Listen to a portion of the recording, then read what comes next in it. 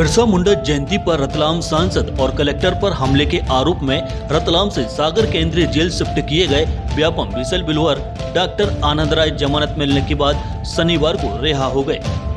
करीब 60 दिन जेल में रहने के बाद रिहाई होने पर डॉक्टर आनंद राय ने मीडिया से बात करते हुए मुख्यमंत्री शिवराज सिंह चौहान पर जमकर हमला बोला और उन्हें आदिवासी विरोधी करार देते हुए कहा कि आदिवासियों में जनाधार गिरने से शिवराज सिंह चौहान बौखला गए और एट्रोसिटी एक्ट का दुरुपयोग कर रहे हैं। उन्होंने कहा कि 2023 चुनाव में प्रदेश के आदिवासी युवा, दलित और पिछड़ा वर्ग के लोग शिवराज सिंह को सबक सिखाएंगे और 223 सीटों में से 70 सीटें मिलना भी मुश्किल हो जाएगा।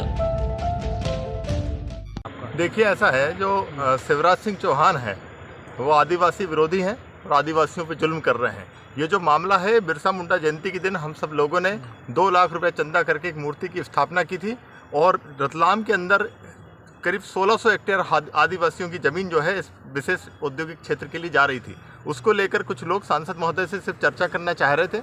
हम लोग वहाँ पर बड़े शांतिपूर्वक तरीके से जा रहे थे, लेकिन जिस तरीके से शिवराज सिंह आदिवासियों में अपना जनाधार खोते जा रहे हैं, उससे बौखला कर उन्होंने एक झूठा प्रकरण कायम कर दिया। मैं आप लोगों से पूछना चाहता हूँ कि आप बताइए, क्या एट्रोसिटी एक्ट इसलिए बना है कि उसका दुरुपयोग आदिवासियों पे हो, उसका दुरुपयोग हरिजनों पे हो? ये जो केस है, इसमें 19 में से 18 लोग एसटी और एससी के हैं।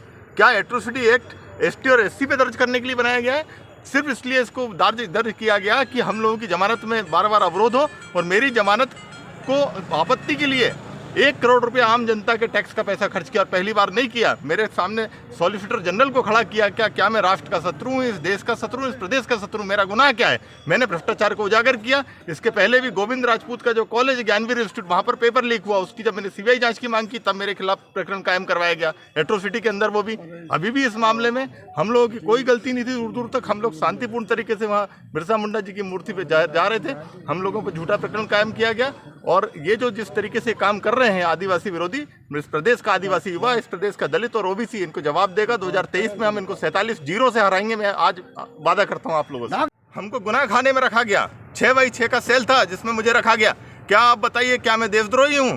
जिन लोगों को, जो क्रांतिकारी लोग थे, जिनको काला पानी की सजा होती थी, उनको 6x6 के सेल में रखा जाता था काल कोठरी में। हम लोग काल कोठरी से छूट के आ रहे हैं 6x6 की, और इतनी कठिन सजा के बावजूद, यातना के बावजूद हमने चू नहीं बोला, क्योंकि हम गरीबों की आवाज़ कर रहे हैं। हम ईमानदार लोग हैं, हम नहीं डरने वाले इससे। और मैंने व्यापक घोटाला उजागर किया है और मेरी लड़ाई 12 साल से शिवराज सिंह से चल रही है। और मैं आपको आज वादा करता हूँ कि शिवराज सिंह चौहान के नेतृत्व में यदि भारतीय जनता पार्टी ने चुनाव लड़ा तो इनको इतनी मुँह की खानी पड़ेगी। 230 में से यदि इनकी 70 भी सीटें आए तो मेरा नाम बदल देना। बिना नियम के जेल ट्रांसफर किया गया। जेल ट्रांसफर सिर्फ 2 तरीके से होता है, या तो प्रशासनिक होता है या स्वैच्छिक होता है।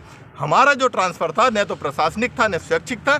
हमारे लोगों को, 5 लोगों को 5 अलग अलग जेल में भेजा गया। एक को जबलपुर में, एक को रतलाम में, एक को भोपाल में, मुझे यहाँ भेजा गया।